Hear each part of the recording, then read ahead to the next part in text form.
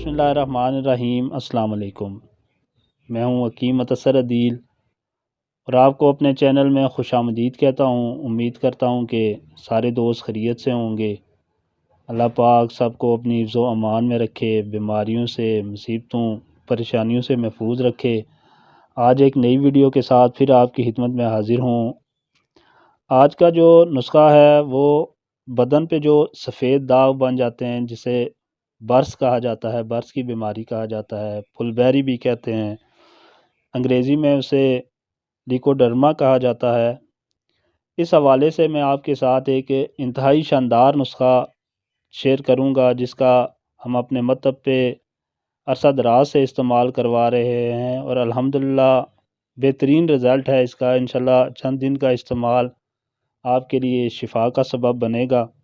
ये इस कदर ख़राब बीमारी होती है कि इंसान के हुस्न व जमाल को मलियामेट कर देती है।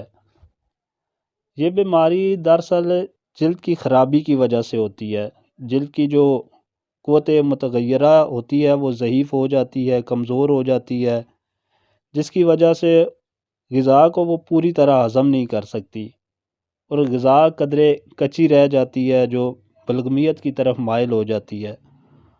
उसकी वजह से ये सफ़ेद दाग पैदा होते हैं। अक्सर ये मर्ज़ मरूसी होता है, लेकिन कभी ज़्यादा अरसे तक मछली खाने की वजह से ये आर्ज़ा लाक हो जाता है, या मछली खाकर दूध पी लेने से, या दूध पीकर कोई भी तुर्श अशिया का इस्तेमाल करने से, मसलन सिरका, अचार, चटनी वगैरह खाने से ये शिकायत पैदा हो जाती है। जिस्म पे जगह जगह सफ़ेद दाग पड़ जाते हैं, जो इब्तदा में शुरू में बिल्कुल छोटे छोटे होते हैं, लेकिन रफ्ता रफ्ता आहिस्ता आहिस्ता ये दाग बढ़ते रहते हैं, साइज़ में भी बड़े होते रहते हैं। अमूमन ये दाग हाथों या चेहरे से स्टार्ट होते हैं।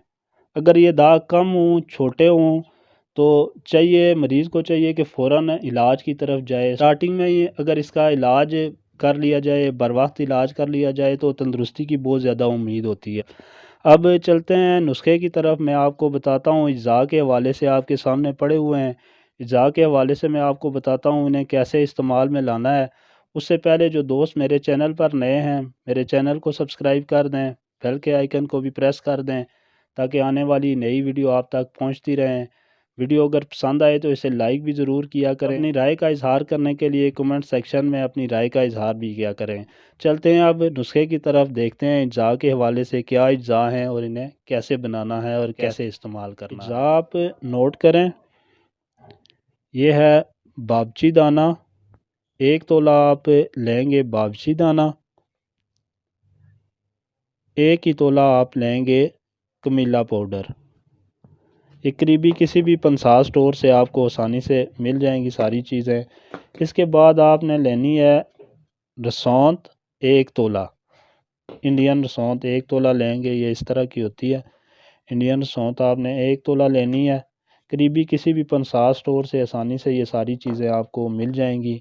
ये है गंधक अमला सार, 3 माशे आपने गंधक अमला सार लेनी है। सारी चीज़ें आपने ले ली, एक जान कर लें, यकजा करके इकट्ठी करके आप इन्हें बारीक पीस लें, बारीक सफ़ूफ बना के। उसके बाद आपने करना इस तरह है कि 100 ग्राम आप मक्खन लें। अगर गाय का मक्खन मिल जाए तो बहुत ज़्यादा बेहतर है। मक्खन लेके आपने जो सफ़ूफ तैयार किया हुआ है वो मक्खन में मिक्स करके 2 घंटे तक आप इसे खूब रगड़ा लगाएं। रगड़ा लगाने के बाद ये मरहम की शक्ल में आ जाएगी। दिन में 3 टाइम आप ये मुतासरा जगह पे ये मरहम लगाएं और 2 घंटा लगा रहने के बाद इसे धो लें। इंशाल्लाह अल्लाह के फ़ज़ल से चंद दिन का इस्तेमाल आपके लिए शिफा का सबब बनेगा। इसी के साथ मुझे इजाज़त दें। इंशाल्लाह नेक्स्ट वीडियो में एक नए नुस्खे के साथ फिर आपके साथ मुलाकात होगी। अल्लाह पाक सबका हामी व नासिर हो। अस्सलामु अलैकुम व रहमतुल्लाहि व बरकातुहू।